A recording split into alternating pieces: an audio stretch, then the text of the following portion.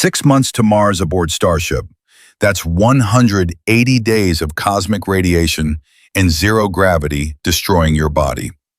NASA just unveiled a nuclear thermal rocket that could cut that time down to weeks, maybe even a single day. This engine extracts twice the energy from fuel compared to SpaceX's Raptors, using nuclear fission instead of combustion. But if this technology is so revolutionary, why did it take decades to develop? And what finally made NASA confident enough to test it in 2027? Let's dive right in. Here's what most people don't understand about SpaceX's Raptor engines. They're already operating at the theoretical limits of chemical propulsion. These aren't your grandfather's rocket engines. The Raptor uses a full-flow stage combustion cycle, where every drop of methane and liquid oxygen gets burned with near-perfect efficiency. Starship's 39 engines generate mind-bending thrust, enough to lift a skyscraper off the ground. So if chemical rockets have reached their peak performance, why can't they get us to Mars faster? The answer is exhaust velocity. Chemical combustion, no matter how advanced, can only heat gases to a certain temperature. Those gases expand and shoot out the nozzle, creating thrust. But there's a ceiling. Physics simply won't allow chemical reactions to push exhaust any faster. For Starship, that means a specific impulse around 380 seconds. In rocket science, specific impulse measures how efficiently you convert fuel into thrust. Higher numbers mean you need less fuel to travel the same distance. But 380 seconds? That's the wall.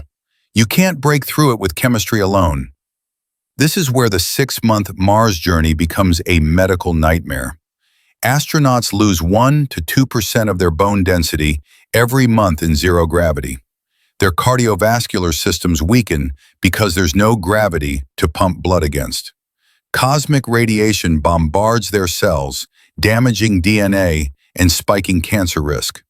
By month 3, vision problems start appearing as fluid shifts in the skull press against the optic nerve. By month 6, some astronauts can barely walk when they land. So the real question isn't just, how fast can we go? It's how fast must we go to keep astronauts alive? NASA's nuclear thermal propulsion answers that question with raw physics. Instead of burning chemical fuel, you use a nuclear fission reactor as your heat source. When a neutron strikes uranium-235, the atom splits apart, releasing massive energy. Millions of times more energy per reaction than any chemical combustion. That heat gets transferred to a propellant, typically hydrogen, which expands and blasts through the nozzle at speeds chemical engines can only dream about. The result? A specific impulse nearly double that of the Raptor engines, around 900 seconds. In practical terms, that could cut Mars travel time from 6 months down to 3 months or even less. But here's the twist that changes everything. NASA already built this technology 50 years ago. Between 1955 and 1973, NASA, General Electric, and Argonne National Laboratories didn't just theorize about nuclear rockets. They constructed and ground-tested 20 functional nuclear thermal engines. These weren't paper studies. Engineers fired up actual reactors, superheated real propellant, and measured thrust. The engines worked. They delivered the promised performance. So why did the program disappear? The problem was the fuel. Those early engines used highly enriched uranium, or HEU, with over 90% concentration of uranium-235. That's weapons-grade material, the same stuff used in nuclear bombs. The risks were enormous.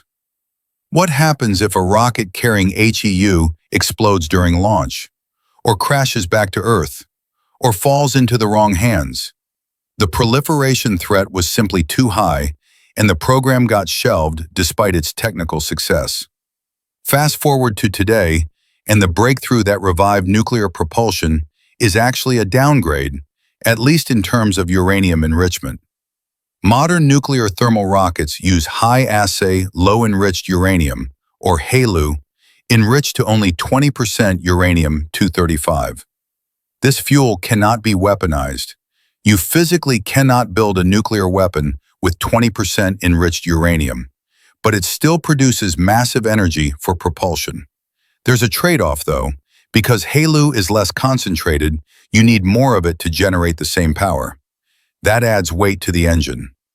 Does that extra mass kill the efficiency advantage? That's exactly what NASA and DARPA's Draco program is designed to prove. Draco stands for Demonstration Rocket for Agile Cislunar Operations, and it represents the first serious attempt to fly a nuclear thermal rocket in over 50 years. Lockheed Martin partnered with BWX Technologies to design the reactor and produce HALEU fuel, much of it recycled from existing nuclear power plants. The target launch? 2027. But here's the brilliant safety feature. The reactor stays completely cold and inactive during launch. It only switches on once the spacecraft reaches what NASA calls a safe nuclear orbit, far enough from Earth that any malfunction won't contaminate the planet. If the rocket explodes on the pad or during ascent, the inactive reactor simply disperses harmlessly. No meltdown, no radiation disaster. What makes Draco even more interesting is the operational flexibility. The reactor needs to maintain integrity throughout the entire mission while executing high-speed maneuvers for cislunar space, the region between Earth and the Moon. This isn't just about reaching Mars. NASA is thinking bigger. Rapid spacecraft repositioning, defense applications, and infrastructure for permanent human presence beyond low Earth orbit. Think of it as testing the engine on shorter trips before attempting the full Mars sprint. But while Draco is making headlines, something even more radical is brewing in the background.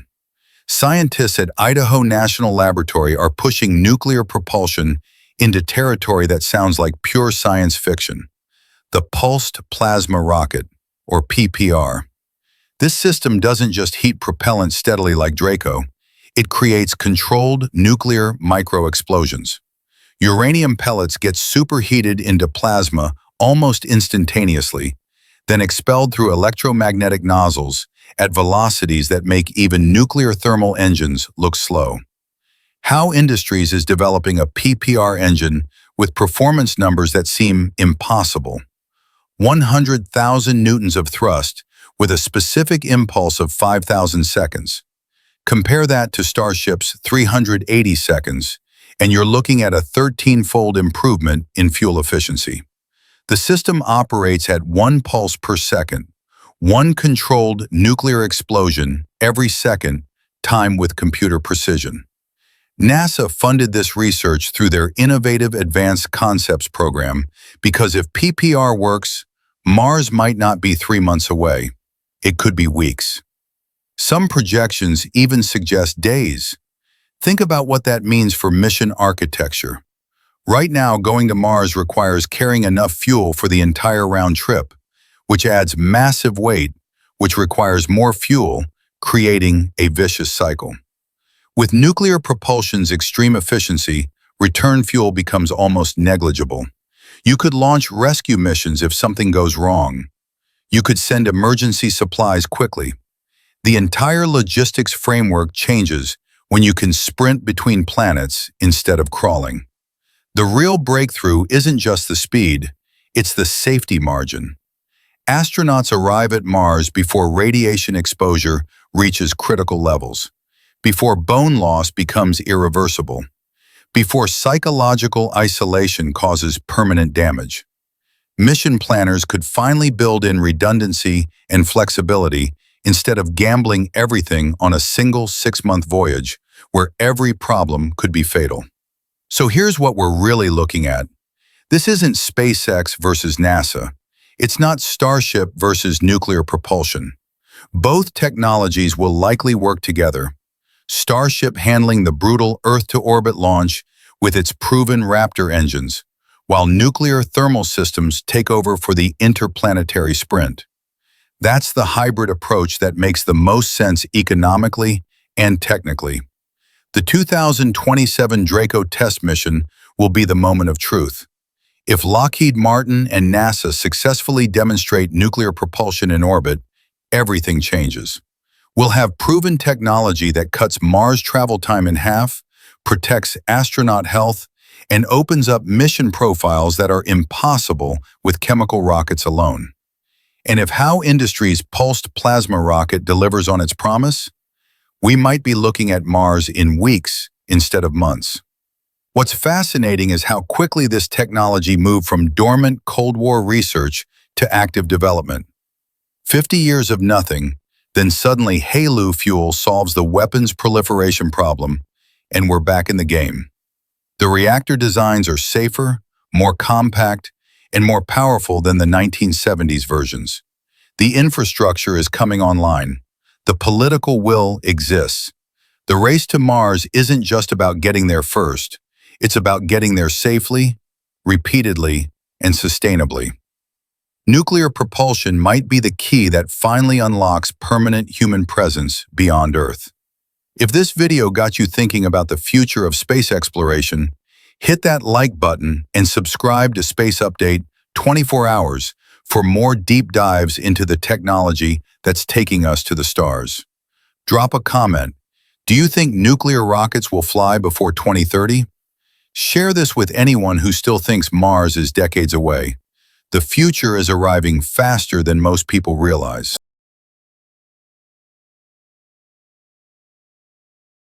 After splashdown, NASA's Orion capsule floats in the Pacific for nearly 5 hours before recovery crews can secure it. SpaceX's Crew Dragon? Just 27 minutes. Both spacecraft use parachutes. Both land in the ocean. Both carry astronauts home safely. Yet one agency with over half a century of experience gets outpaced by a company that only started crew missions in 2020. How is that even possible? Is SpaceX's technology really decades ahead? Or is NASA deliberately choosing a slower approach? The answer might surprise you. Let's dive right in. To understand this recovery time gap, we need to go back to where it all started.